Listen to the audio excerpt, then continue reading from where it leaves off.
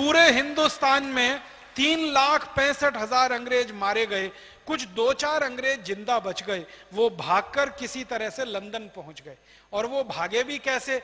उन्होंने अपने पूरे शरीर को काला किया ताकि वो भारतवासी लगे। चेहरे को काला किया, शरीर को काला किया, किसी तरह जिंदा बचने के लिए। और वो किसी तरह युक्ति लगा के भाग गए। वहां भागकर अंग्रेजों की संसद में उन्होंने सारी कहानी सुनाई कि भारत में तो विद्रोह हो गया, बगावत हो गई। तो अंग्रेजों की संसद में सबसे बड़ा प्रश्न आया कि आगे कभी भी ऐसा कोई विद्रोह ना हो भारतवासियों में, तो इसके लिए क्या क्या करना, दोबारा कभी भी ऐसा विद्रोह ना हो। तो कई अंग्रेजों ने अपने प्रधानमंत्री को कहा, जो उस समय इंग्लैंड का प्राइम मिनिस्टर था, उसको पूछा गया कि क्या क्या करना फिर इसके लिए। तो प्राइम मिनिस्टर को एक तो ये पूछा गया कि हम तो अंग्रेज खत्म हो गए भारत में, तो उसने कहा चिंता मत करो, दोबारा हम फिर भारत में जाएंगे और भारत में हमारे कुछ मित्र और दोस्त हैं, उनकी मदद से भारत में फिर प्रवेश करेंगे। तो उनके मित्र और दोस्त कौन? हमारे लिए जो गद्दार, वो अंग्रेजों के मित्र और दोस्त। आपको मालूम है इस हिंदुस्तान में अंग्रेजों ने कई परिवारों को राय बहादुर की पदवियां दे रखी थी। ये सारे के सारे राय बहादुर देश के गद्दार साबित हुए। सर भी देते थे, सर की पदवी, राय बहादुर की पदवी, नाइटहुड की पदवी, ये पदवियां लेने वाले सारे खानदान गद्दार निकले। उन्होंने अंग्रेजों की भरपूर मदद की। सबसे बड़ा परिवार जिसने अंग्रेजों की मदद की 1857 की बगावत के बाद, पटियाला का परिवार, जो आज भी जिंदा है। और उसी परिवार का एक आदमी मुख्यमंत्री बनता रहता है पंजाब का। बहुत शर्म आती है मुझे पटियाला वालों को ये कहते हुए, हमारे कुछ मित्र बैठे हैं यहां पटियाला के। पटियाला के नवाब खानदान ने, राजा खानदान ने 1857 की क्रांति के बाद क्रांतिकारियों की मदद नहीं की, अंग्रेजों की मदद की। और उन्होंने एक पत्र भेजा जिसकी फोटोकॉपी कभी भी मैं पूरे देश को दिखाऊंगा। उस पत्र में उन्होंने लिखा कि आप चिंता मत करिए, अंग्रेजों को कहा आप चिंता मत करिए, वापस भारत में आइए, मैं आपको 20,000 सैनिक दूंगा और 20 करोड़ स्वर्ण मुद्राएं दूंगा, आप फिर भारत में आकर अपना राज्य स्थापित करिए। तो पटियाला के नवाब के कहने पर अंग्रेज आ गए। इसी तरह जींद का एक नवाब था, हरियाणा में जींद राज्य था, वहां के नवाब ने अंग्रेजों की मदद की। फिर ग्वालियर का ये जो खानदान है, सिंधिया खानदान, इसने अंग्रेजों की मदद की। ऐसे भारत में एक सालार जंग खानदान है वहां का, हैदराबाद का, जिसको निजाम कहते थे हैदराबाद का, उसने मदद। ऐसे 10-12 बड़े परिवार थे जिन्होंने करोड़ों स्वर्ण मुद्राएं अंग्रेजों को दी और अपने सैनिक भी दिए लड़ने को। तो उनकी मदद से अंग्रेजों ने वापस हिंदुस्तान में प्रवेश किया और क्रांतिकारियों का कत्लेआम किया। फिर 1 सितंबर 1857 से लेकर 1 नवंबर 1858 तक हिंदुस्तान के करीब करीब 7.5 लाख से ज्यादा क्रांतिकारियों को अंग्रेजों ने कत्ल कर दिया। और कैसे कत्ल किया? एक बिठूर नाम का छोटा सा शहर है कानपुर के नजदीक, वहां के 2 बड़े क्रांतिकारी थे इस देश में, नाना साहब पेशवा और तात्या टोपे। ये दोनों क्रांतिकारियों के शहर के 24,000 लोगों को गोली से मार दिया या तलवार के मौत की घाट उतार दिया अंग्रेजों ने। 3 महीने के छोटे बच्चे से लेकर 90 साल के बुजुर्ग तक सबको खत्म कर दिया अंग्रेजों ने।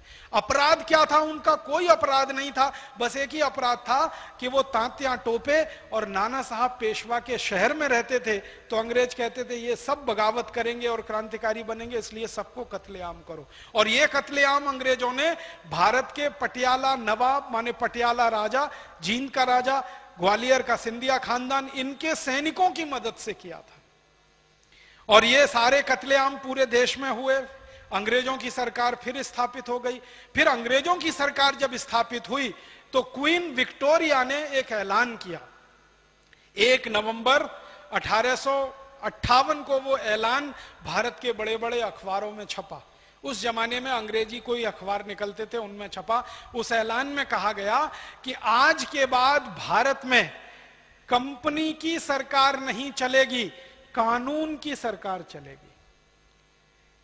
माने 1 नवंबर 1858 तक कंपनी की सरकार चलती थी। कंपनी माने ईस्ट इंडिया कंपनी। फिर कानून की सरकार चलेगी, लेकिन वो कानून कौन बनाएगा? वो कानून अंग्रेजों की संसद बनाएगी, ब्रिटिश पार्लियामेंट बनाएगी और उसके आधार पर यह देश चलाया जाएगा। अब ब्रिटिश पार्लियामेंट में कानून बनाने के लिए बहस क्या हुई?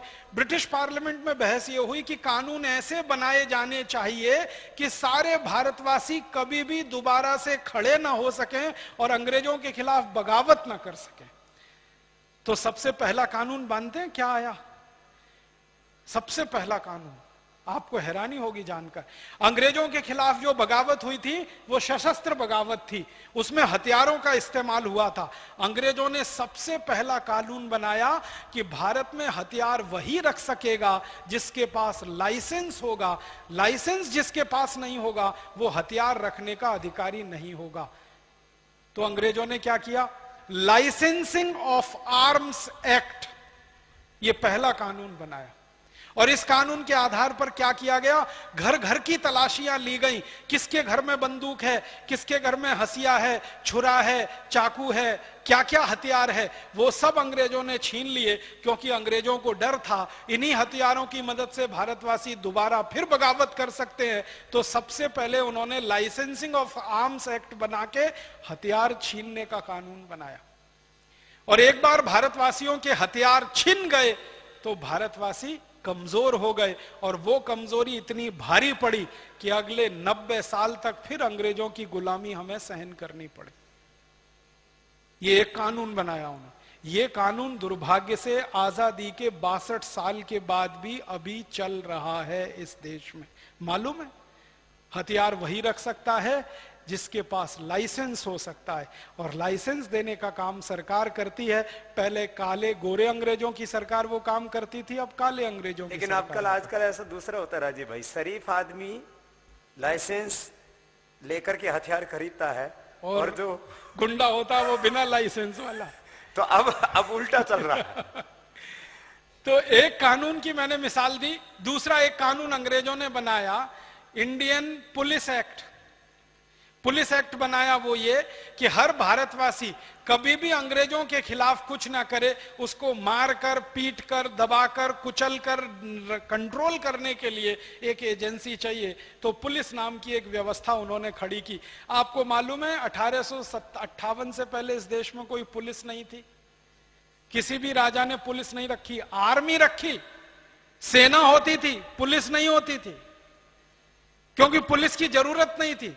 अपने ही लोगों को मारना, पीटना, दबाना, धमकाना ये कौन करता है?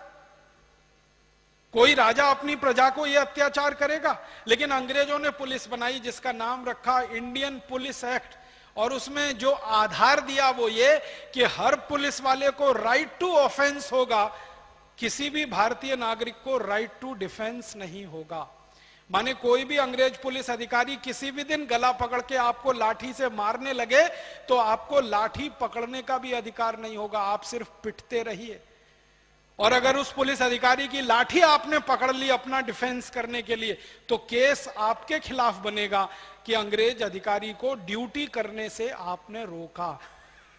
जानते हैं आप, यही राइट टू ऑफेंस वाला कानून, इंडियन पुलिस एक्ट वाला, आजादी के 62 साल के बाद भी अभी भी चल रहा है। अंग्रेजों ने ऐसे ही एक कानून बनाया, इंडियन सिविल सर्विसेज एक्ट। हमारे यहाँ ग्राम पंचायतें होती है ना, पहले वो काम करती थी। सरपंच होता था, गांव का प्रमुख होता था, पंचायत उसके साथ काम करती थी। जो जो काम ग्राम पंचायत करती थी, कभी जरूरत पड़े तो टैक्स लगाना, जरूरत पड़े तो उसको गांव के विकास के लिए खर्च करना, वो सारे अधिकार छीनकर एक कलेक्टर को दे दिए गए। और उस पोस्ट को डीएम कहते हैं, डिस्ट्रिक्ट मजिस्ट्रेट कहते हैं, कलेक्टर कहते हैं। और ये जिस कानून के तहत हुआ वो इंडियन सिविल सर्विसेज एक्ट, वो कानून वैसे का वैसा ही चल रहा है।